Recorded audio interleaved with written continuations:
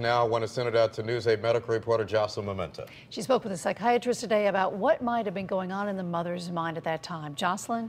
Ann and Keith, I spoke with Dr. J. Craig Allen, Medical Director of Rushford, a behavioral health and substance abuse treatment facility. Now, he tells me a case like this may appear to be more common due to the coverage, but it's actually very rare and a rather complicated one.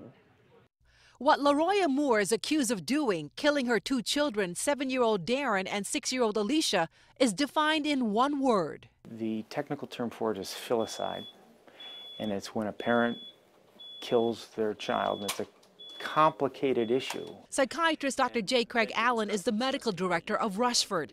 The extremely rare act, he says, is commonly linked to an untreated or partially treated mental illness. Typically, you'd think of someone who is having a thought disorder, having psychotic symptoms, hearing voices, a voice telling them to do something, or having delusional thoughts. Investigators say they found a note written by Moore that was placed close to the feet of her dead children. She writes, "I couldn't leave any more of my kids to the system. They were in pain and now they're in heaven.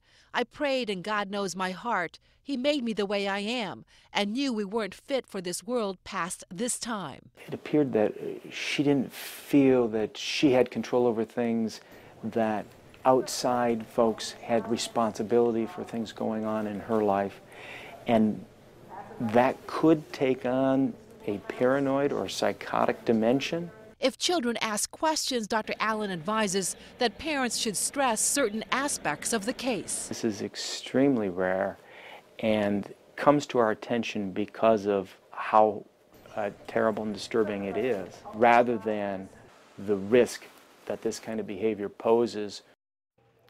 Dr. Allen says this case will lead to many wanting to know how to prevent it from happening again. There are a number of things, he says, including being vigilant for signs and symptoms of mental illness and a better understanding that mental illness is a disease that can be identified, diagnosed, and effectively treated.